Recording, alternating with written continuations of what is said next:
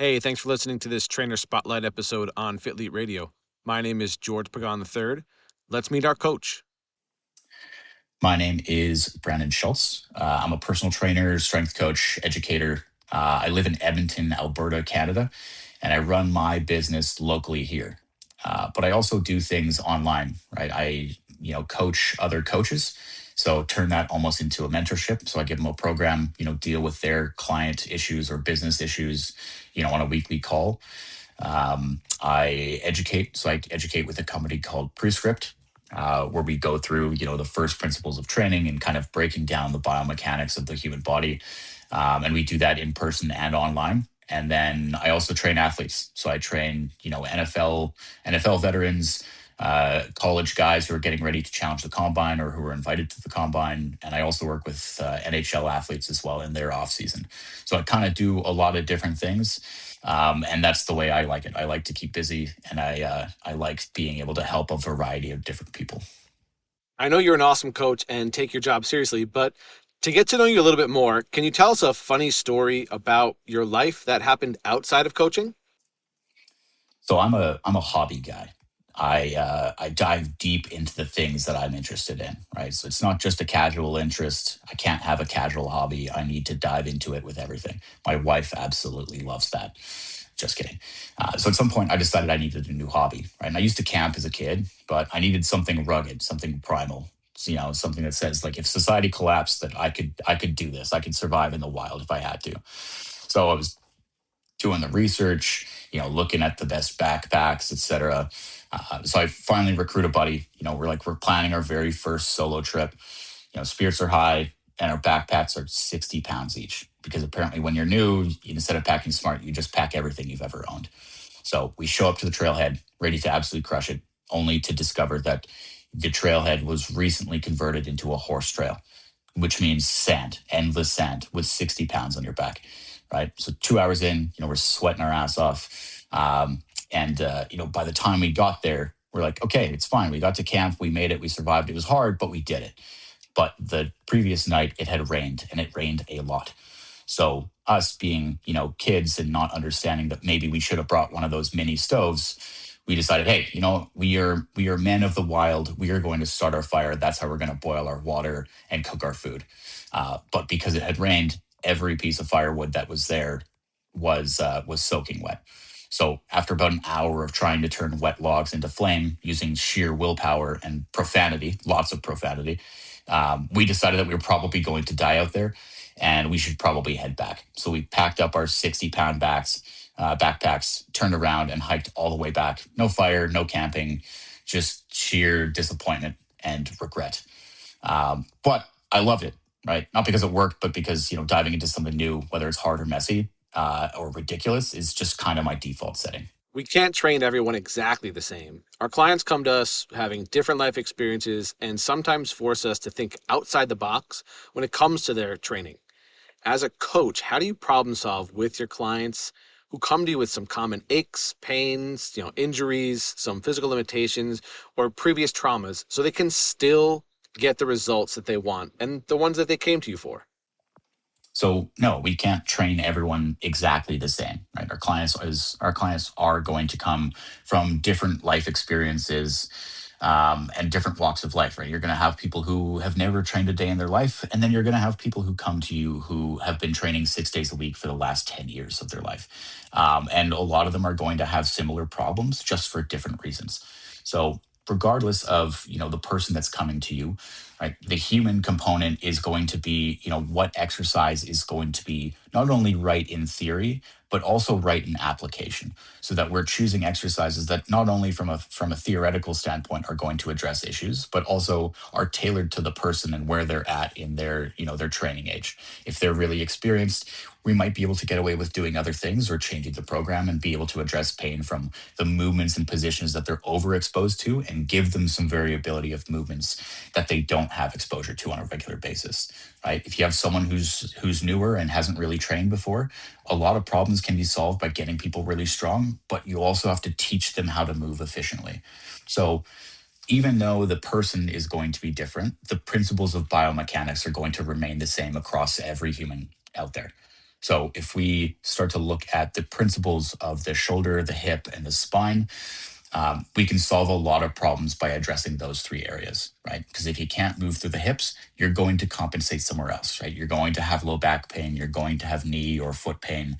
If you can't move through the shoulder, you might also have back pain, because if you're trying to press into the overhead and you're not equipped to do that, you compensate through the low back, right? So, or you might have shoulder pain because a scap doesn't rotate. Right. So being able to boil down the principles of biomechanics and anatomy to from a first principle standpoint and be like, hey, how do I get this person on one leg, or how do I get this person into the overhead position, and what is the actual problem that's happening?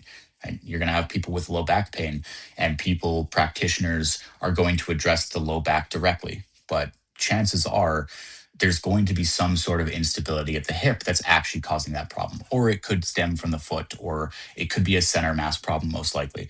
So it's like being able to understand the principles of anatomy and apply it to, kind of everyone, and then your job as a coach is to choose the exercise that actually fits where they are in their fitness journey. So being able to choose those exercises that work not only in from a theoretical standpoint, but also in an application standpoint, that's kind of your job, is decipher those principles, figure out what the root problem is, and then give them the exercises that are actually going to be tailored to them. Just like we are, most of our clients are spending time on social media and can get information from other people in their family and social circles. When questions come up during coaching calls and training sessions, how do you address some of the common misconceptions around nutrition and exercise with these clients? Yeah, and this happens all the time, right? I work a lot with coaches in the online space, so my remote coaching clients, and they'll send me exercises that they've seen on Instagram. My Gen Pop clients will send me exercises on Instagram, and I love when they do, because it shows that they care enough, and they're starting to care enough about their training and their fitness, that they're willing to actually, start to think about these things, which other people just kind of do it blindly, right? They're not going to ask questions, right? And again, there's so much information and misinformation out there, that it only makes sense that people are going to have questions on that stuff, because they haven't spent the money or the time, and they don't have the experience that we do to be able to, see whether this exercise is actually dumb. And instead of blindly following it, they ask your opinion on it. So I always come from a place of appreciation, where it's like, hey, you know what? Yeah, this exercise maybe isn't for you. But we can, take this exercise and be like, hey, if you want to do more core stuff, or if you want to do more single leg stuff, it's like, this might be a better exercise for you based on, you and your experience and your training age, and et cetera, et cetera. But I think, to piggyback off the last question, being able to understand, the first principles of anatomy and biomechanics goes a really long way to be able to translate those exercises that someone brings to you and boil it down to, primary, secondary, and tertiary benefits. Right? If an exercise is claiming to do this one thing, and they're like, hey, my low back's tight, I should, try this exercise. By all means, try the exercise if it's right for them. And if there was one way, there would be one way, but everyone seems to think that they have that one way. So if you can, take an exercise, boil it down to what primary, secondary, and tertiary benefits it has, what position it's training them in, and then, give them an exercise and translate that to an exercise that they can actually do, that might actually be more effective for where they are in their training, I think that goes a long way. And yeah, I always take it from the approach of education. I just want to help people understand more, so that they can start to make some of those decisions on their own. One of my favorite things is when, someone can send a video to me and be able to dissect it and be like, hey, this is kind of like what we do already. Hey, is there any value in this? And then I give my 2 cents, and we go on our merry way, and we're choosing the exercises that are best for that client. So yeah, everyone seems to think that they have the answer. There's a million different ways to skin a cat or to solve some of these problems, and a lot of the time, if it's super fancy or complex, it's there's probably a better way, or a simpler way to fix that problem. Right? Complexity for complexity's sake is, I don't enjoy it. Right? There a lot of things can be solved with very simple exercises, and if we're trying to give novelty to clients, we should be very specific. It should be specific variability when we change exercises for them. Our clients can come to us for many reasons, and often they tell us in their consultations or new lead questionnaire that they have multiple goals or they're trying to work on a couple of things. Usually it's not just one sole specific thing. How do you approach goal setting with these clients who have multiple objectives when you ask them about what their goals are? Yeah, I mean, everyone has multiple different goals, and I think it's only human nature, right? Us as humans want things when we want them, and we want them now, and we want them all at once.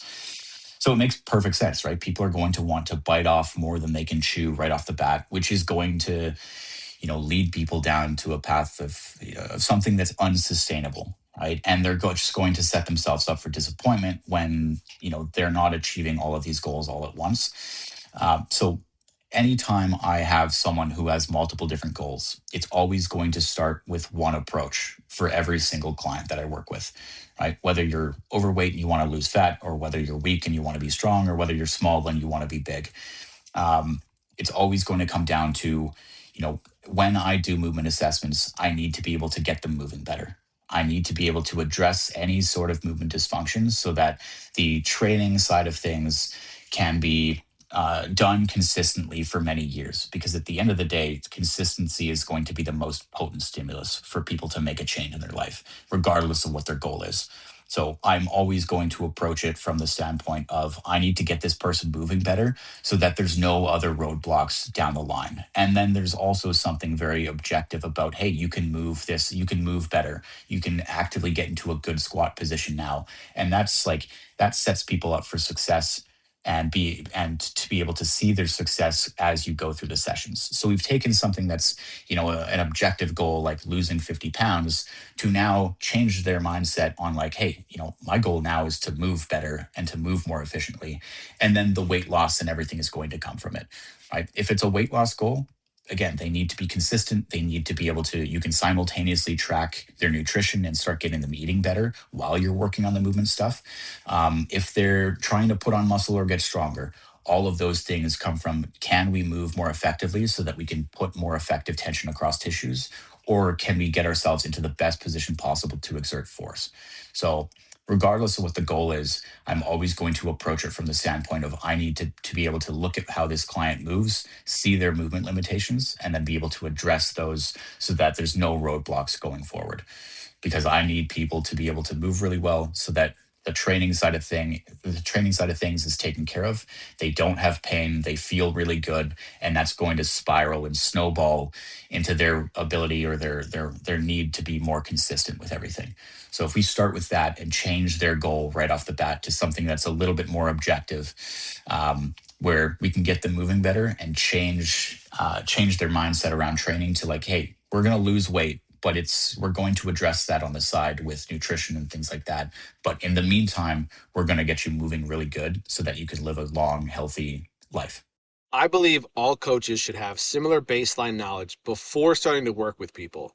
And I'm building Fitlete to help bridge some of these gaps that exist in our exposure to education.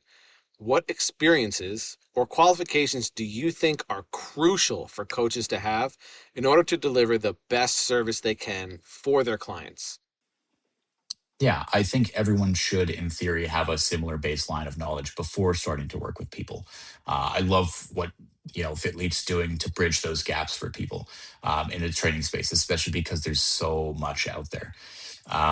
So, for me, I didn't start with any sort of formal education. I kind of went in as a blank slate. I didn't take a kinesiology degree or a master's degree or anything like that. I took a 2-year personal training program, and then everything else was self-taught or taught through mentors or taught through going out and educating myself. So, I think you don't necessarily need the best qualification or the best certification, or you don't need to have a master's degree to be a really, really good coach. But what you do need is you need to have, experience or access to experience. So I started working at a box gym, and I got in front of as many people with as many problems from as many different walks of life as you could possibly imagine. And that ability for me to, take the education and the things that I was doing or the certifications that I was doing and actually apply it to the people that, I'm working with and myself. was huge, right? Being able to get in front of as many people as I possibly could went a long way, because you figure out really quickly that people are going to have similar problems that might need to be addressed in different ways, and that's okay. So, in terms of a qualification, I don't think you necessarily need a crazy amount of qualifications. I think you need to be able to be a person who's curious enough to go out and educate themselves, care enough about their career, and care enough about the people to do your due diligence to actually go out and figure it out and take some continuing education courses. Um, I work for a company called Prescript. I had taken probably 30 or 40 different certifications before ever finding them. And once I did, like, that was the thing that changed my life, right? It changed the way that I can think about training. It changed my ability to be a good coach. So it made a big difference. And now I teach with them. So, being able to just get your hands on as many people as possible, I think, is the best qualification that you can possibly have, right? Have clients that come to you, that trust you, that you've made a difference in their lives, and that above all else is, that's going to supersede your master's degree, or that's going to supersede your kinesiology degree. Is, at the end of the day, someone comes to you, can you solve the problem that they're facing that they can't fix on their own? Our industry is evolving every step of the way, and we're getting to the point where it's essential to have some sort of technology within your business for both the experiences you can deliver for your clients and your ability to grow sustainably. How do you use technology to assist you in your coaching as a coach and behind the scenes as a coach that nobody really sees? Yeah, so I think in this day and age, it's absolutely essential to utilize technology to our advantage, right? Both because we can deliver a really high quality, service for our clients, but also, it takes things, out of your hands and offloads it to technology so that you can make your life easier and get more time back for yourself as a coach. So you're not spending so much time on the admin work, or it streamlines the processes so that you can actually spend time doing the things that you actually want to do, which is probably training clients. So the one thing that's absolutely essential, because I train in person and online, is that I needed something that was going to work for both. So I use an app called Train Heroic, and I have it for both my online and my in-person sessions. So on the in-person side, I can use Train Heroic to, bring my iPad Mini to the session and track their weights, and fill in their exercises for them, which is great. It takes their focus off of trying to put numbers in a phone and puts it onto the actual training itself and listening to the cues and things that I give them. The other part in person that's great is that if I have a client who trains 2 times a week and they want to train more, I can also publish those 2 extra workouts for them so that they can complete them on their own, with guidance, even though I'm not going to be there. Right now, on the online side, it's great because I can have clients that I work with, publish their program. They can communicate with me through there. They can send me videos through there. They can leave comments on the exercises so that when I go to update their program, I can see what's working and what isn't, or if I need to address something in a coaching call or in person, whatever. Um, the other part that's absolutely essential to my business is my website. So I run everything through Squarespace, right? I tried to find like an all-in-one box solution, so that I could, I could make my life as easy and simple as possible. So my website, sure, it's there for leads if people are interested in learning a little bit more about me, but I don't really care about that. I care about the back end stuff that people don't see. So I have a scheduling software that people can, like, I have my calendar linked. People can book calls with me if they have to. I have all of my payments come out, whether it's remote coaching or in-person coaching. All of my payments are taken care of through my website, and it's on recurring subscriptions so that I don't have to chase anyone for money, and I don't have to have that conversation with people, and I don't lock them into contracts. They basically go until they don't want to anymore. So um, I also have my professional email through there. For some clients, I have I have my intake forms, but I also have check-in forms, and that's all sent by email to me when it's filled out. So all of those things together have been absolutely essential for me getting my time back, but also delivering a really good service. Brandon, thank you so much for coming on and sharing some of this great info about yourself.